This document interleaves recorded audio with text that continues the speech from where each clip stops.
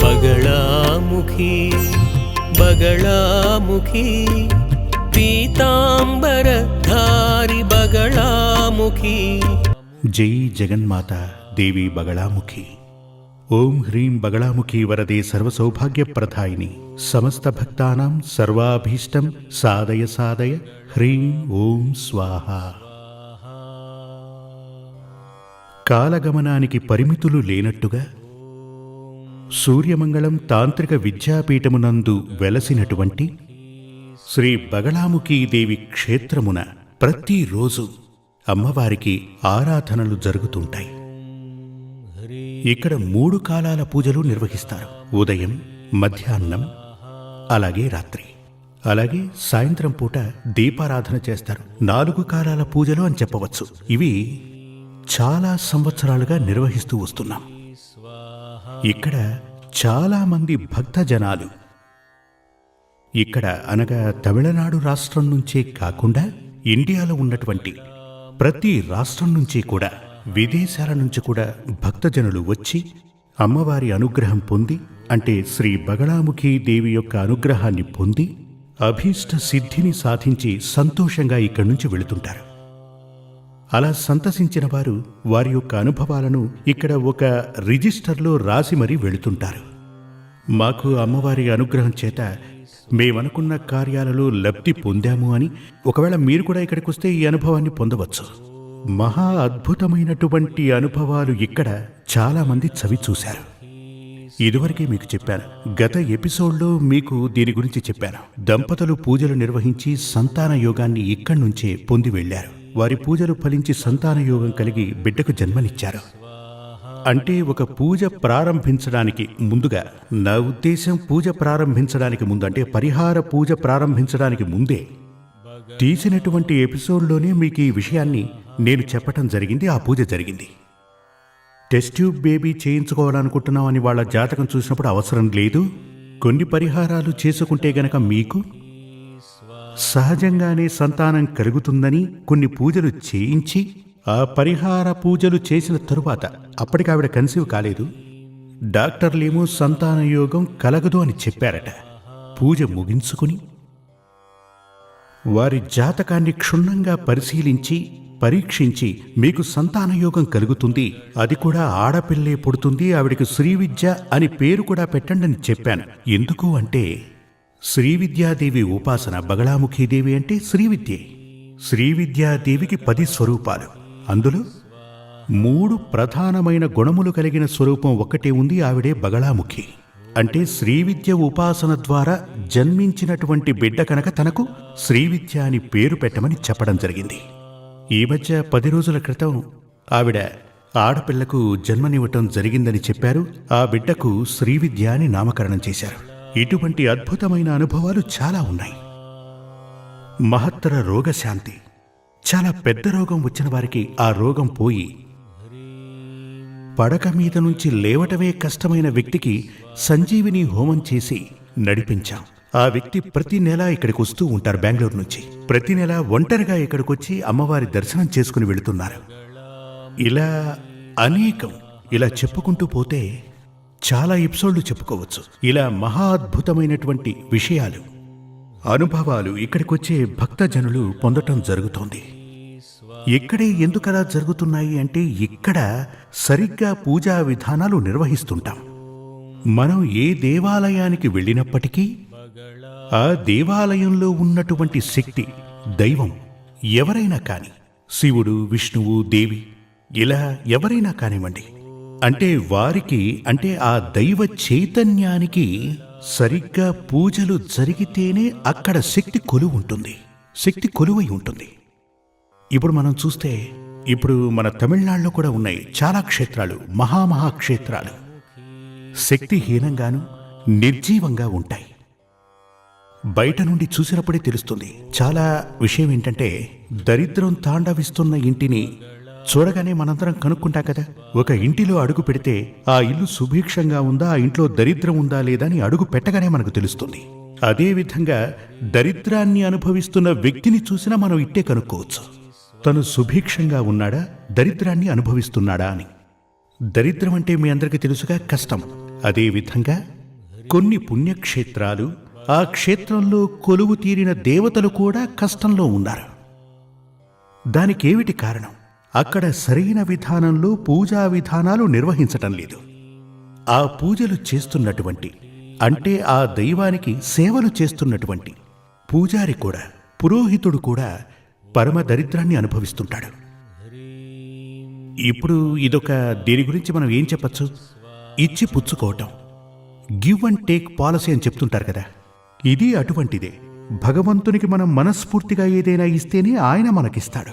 ఉదాహరణకి ఓ దీపాన్ని తీసుకోండి. అందులోని ఒత్తిని పైకి తీసి అందులో నూనె పోస్తేనే దీపం ప్రకాశిస్తుంది.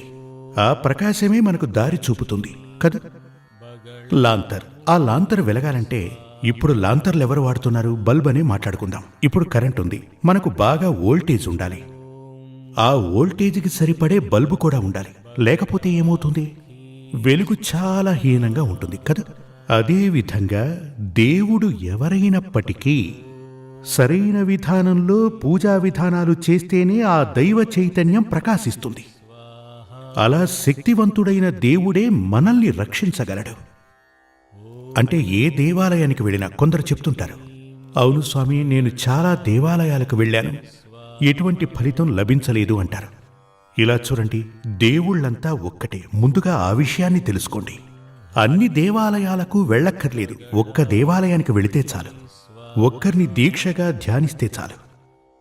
అలా ఉన్నప్పుడు మీ కష్టనష్టాలనన్నింటినీ తీర్చేటువంటి బాధ్యత, ఆ శక్తి ఆ భగవంతునికి ఉంటుంది.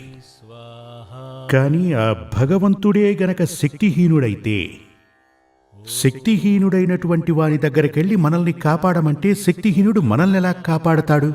కాపాడలేడు కదా. సూర్యమంగళానికి సంబంధించినంత వరకు నిష్టగా పూజలు నిర్వహిస్తూ ఉంటాం. ఇక్కడ కొందరు చాలా దూరం నుంచి వస్తుంటారు, విదేశాల నుంచి కూడా వస్తుంటారు. వారికి ఏం చెప్తామంటే 7 గంటలకు పూజ అంటే 6:45కే మీరుండాలంటాం. మీకోసం ఎదురు చూడటం కుదరదు. ఇక్కడ పూజలు నిష్టగా చేస్తుంటాం. ఇక్కడికొచ్చే కొంతమంది చెప్తూ ఉంటారు, ఇది లోకంలోనే అద్భుతం అని. నేనేం ఊరికే చెప్పట్లేదు, మీరు కావాలంటే ఇక్కడికొచ్చి చూడండి, మీరది కళ్ళారా చూడవచ్చు. ఇక్కడికొస్తే ఇక్కడ నిర్వహించేటువంటి విధి విధానాలు, శుచి, శుభ్రత, పూజా విధానాలు అన్నీ కూడా మీరు చూడవచ్చు. మీరు అత్యంత ఆశ్చర్యానికి లోనవుతారు. ఎందుకు అంటే ఇక్కడ ఉండేటువంటి వారు అపూర్వ దేవత శ్రీ బగళాముఖి. శ్రీ బగళాముఖి దేవి. చాలామంది నన్ను అడుగుతూ ఉంటారు, అమ్మవారికి అంత శక్తి, అంత మహత్తే ఉంటే ఎందుకని మరిన్ని దేవాలయాలు లేవు? ఎందుకు అంటే ఆవిడకంటూ కొన్ని విధి విధానాలున్నాయి, వాటిని తప్పనిసరిగా పాటించాలి. లేదు అంటే గనక ఆరాధన చేసే వ్యక్తికే ప్రమాదం వస్తుంది, అంటే పూజారే ప్రమాదంలో పడతాడు. ఇక్కడికొస్తే మీకు అన్ని విషయాలు తెలుస్తాయి. విధి విధానుసారమే ఇక్కడ పూజలు నిర్వహిస్తారు. మనిషిగా పుట్టిన ప్రతి ఒక్కరూ శరీర రూపేణా మనిషిగా ఉంటూ మానసికంగా మృగంలా ప్రవర్తించేవాళ్ళు 1,00,000 మంది ఉన్నారు. అలా ఉన్నటువంటి వారికి ఇది అర్థం కాదు. మీకు బుద్ధి ఉండాలి, తెలివి ఉండాలి. అలా ఉన్నట్లయితే తప్పకుండా మీరు ఇక్కడికి వచ్చారంటే ఇక్కడి మహత్తేంటో మీకు అర్థం అవుతుంది. మరో విషయం, ఇక్కడికి వచ్చిన తరువాత మీరు అనుకున్న కార్యాలు ఎందుకు జరుగుతుంటాయి అంటే, మీరు ఏమి చేస్తే, అంటే ఏంటంటే మీకు ఒక ఉదాహరణ చెప్తాను. ఇప్పుడు హాస్పిటల్కి వెళుతూ ఉంటాం. ఆ హాస్పిటల్కి వెళ్ళిన వాళ్ళందరికీ వ్యాధి నయమవుతూ ఉంటుంది. దానికి కారణం ఏమిటి? అక్కడున్నటువంటి వైద్యుడు రోగమేమిటో తెలుసుకుని దానికి కావలసిన మందులు ఇస్తున్నాడని అర్థం. అదేవిధంగా ఇక్కడికి వచ్చిన వారు, ఇప్పుడు వ్యక్తి వచ్చి మాకు సంతాన యోగం లేదు స్వామి, పూజ చేయండి అంటే మేము పూజలు చెయ్యం. ముందు నీ జాతకాన్ని తీసుకురా, అందులో నీకు సంతాన యోగం ఉంటే గనక, అసలు సంతాన యోగమే లేదా ఈ విషయం జాతకం చూస్తే తెలుస్తుంది. సంతాన యోగం లేకపోతే ఎటువంటి పూజలు చేసినా ఏ ప్రయోజనము ఉండదు. ఇది అర్థం చేసుకోండి. సంతాన యోగం ఉంది, కానీ దానికి చాలా అడ్డంకులున్నాయి. ఆ అడ్డంకులు తొలగిస్తే సంతాన యోగం కలుగుతుంది, అంటే పూజలు నిర్వహిస్తే దానికి ఫలితం లభిస్తుంది. ఆ విధంగా మీరు చాలా మ్యాగజైన్స్లో అంటే వీక్లీ ఇలాంటి పత్రికల్లో మీరు చూస్తూ ఉంటారు, చాలామంది జాతకాలు చెప్తూ ఉంటారు. మీరు నా దగ్గరికి రండి, మీకున్న దోషాలన్నీ నివృత్తి చేస్తాను అంటారు. విద్యా విజయ యంత్రాన్ని పెట్టుకోండి, మీరు విద్యలో భాసిల్లుతారు అంటారు. ధనాకర్షణ యంత్రాన్ని పెట్టుకోండి, మీరు ధనవంతులవుతారు అని చెప్తూ ఉంటారు. అలాంటివన్నీ ఊరికే మిమ్మల్ని మోసం చేయటానికి. ఒకటి జాతకంలో, నేను ఇదివరకే మీకు చెప్పాను, ఒకరి జాతకంలో దరిద్ర యోగం ఉంటే కనుక అతను తన ఇంట్లో వేల కొద్దీ యంత్రాలు ఎన్ని పెట్టుకున్నా దరిద్రం ఉండి తీరుతుంది, దానిని మార్చటం కుదరదు. కానీ మీ జాతకంలో ఆ యొక్క ధనభాగ్య యోగం గనక మరుగున పడి ఉంటే, ధనభాగ్య యోగం మీకు ఉంది కానీ అది మరుగున పడి ఉంది, అలా ఉన్నటువంటి వారు పరిహారాలు చేసుకుని ఈ యంత్రాన్ని ఉంచుకుంటే ఫలితం లభిస్తుంది. ఇప్పుడు చూడండి, మీ అందరికీ అర్థమయ్యేలా ఓ ఉదాహరణ చెప్తాను. నేను కళ్ళజోడు పెట్టుకున్నాను. ఇప్పుడు నన్ను చూస్తున్నటువంటి మీలో కొందరు కళ్ళజోడు పెట్టుకుని ఉంటారు. నేను గనక ఈ కళ్ళజోడు తీసేశాను అంటే, ఓ బుక్ చూస్తే నాకు ఏమీ కనపడదు, అంటే ఏదీ పూర్తిగా క్షుణ్ణంగా కనపడదు. నేను 3వ క్లాసులో ఉన్నప్పుడు, అంటే నేను 3వ తరగతి చదువుతున్నప్పుడు నాకు కళ్ళజోడు తీయించారు నా తల్లిదండ్రులు, మా అమ్మ నాన్న. నేను పోస్ట్ గ్రాడ్యుయేషన్ కంప్లీట్ చేశాను. అంటే నా తల్లిదండ్రులు కొంత తెలివైన వారు కాబట్టి ఓ మంచి డాక్టర్ దగ్గరికి తీసుకెళ్లి నాకు కళ్ళు చెక్ చేయించిన తరువాత నాకు ఈ కళ్ళజోడు తీయించారు. నేను బాగా చదవగలుగుతున్నాను, అలాగే పీజీ కంప్లీట్ చేశాను. నా తల్లిదండ్రులకు గనక తెలివి లేకపోతే మా అబ్బాయికి కళ్ళు కనపడడం లేదని బాధపడేవాళ్ళు, నేను మాత్రం అంధుడిగా మిగిలిపోయేవాణ్ణి. కానీ అందుకని ఈ యొక్క కళ్ళజోడు చూపే లేనటువంటి వ్యక్తికి పెడితే ఉపయోగం ఉంటుందా? ఉండదు కదా. కనుచూపు లేని వ్యక్తికి నా కళ్ళజోడిచ్చి పెట్టుకోనాయనా అంటాను, ఎలాంటి ఉపయోగం లేదు. అదేవిధంగా ముందు నుంచే నా కంటికి ఏదో ప్లస్ పాయింట్ ఉంది, కానీ కొన్ని అడ్డంకులున్నాయి. ఆ అడ్డంకులు తొలగడానికి కొన్ని మెడిసిన్స్ తీసుకుని కళ్ళజోడు పెట్టుకునేసరికి 100% నాకు యూజ్ అయింది. అదేవిధంగా మీ జాతకాన్ని పరిశీలించాలి. జ్యోతిష్య శాస్త్రం తెలిసిన వాళ్లే చూడాలి. ఊరికే అలా జాతకాన్ని పట్టుకుని, కొంతమంది ఎన్నో రకాల సంబంధాలు చూశాము స్వామి, ఇప్పుడేమో పెళ్లి చేసుకుంటే వాళ్ళిద్దరూ కోర్టుకు వెళ్లారని నా దగ్గరికి చాలామంది వస్తుంటారు. ఎప్పుడు కూడా జాతకమని చెప్పబడేది మన తలరాతే, మన గమ్యం. దాన్ని తీసుకెళ్లి మూఢుల చేతిలో పెట్టకండి. తెలిసిన వ్యక్తికి గనక మీరు ఆ జాతకాన్ని చూపిస్తే, మనకు యోగాలు ఉన్నాయా, అసలు యోగ భాగ్యం ఉందా, ఏం చేస్తే ఆ యోగాలు లభిస్తాయని మనకు తెలుస్తుంది.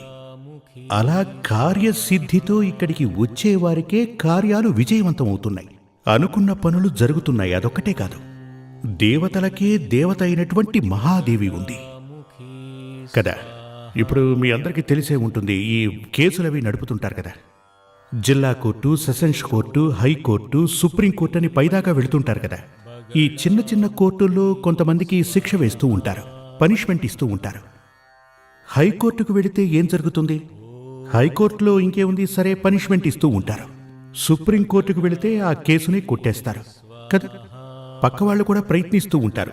అంటే ఈ సుప్రీంకోర్టు అని చెప్పబడేది సుప్రీం పవర్, దానిపైన ఇంకేం లేదు. మన దేశానికి సంబంధించి దానిపైన ఇంకేం లేదు. అదేవిధంగా దైవాలకే దైవం, సాక్షాత్తు శక్తి స్వరూపిణి అయినటువంటి Bagalamukhi, the supreme power of the God, దాన్ని మర్చిపోకండి. ఏ విధినైనా మార్చగలిగే శక్తి ఆవిడకు ఉంది, ఆ అమ్మవారికి ఉంది. ఆవిడనే శరణు కోరితే మరొకరిని శరణు వేడుకోవలసిన అవసరం లేదు. జై జగన్మాతాదేవి బగళాముఖి. నేను చెప్పేది మీకు అర్థం కావాలి. జగన్మాత అయినటువంటి ఆ పరాశక్తే నాలో ఉండి ఇలా మాట్లాడిస్తోంది, మిమ్మల్ని వినేలా చేస్తోంది. ఆ తల్లి నేను చెప్పేది మీ అందరికీ అర్థమయ్యేలా మీకు అనుగ్రహం చూపాలి. జై జగన్మాత దేవి బగళాముఖి.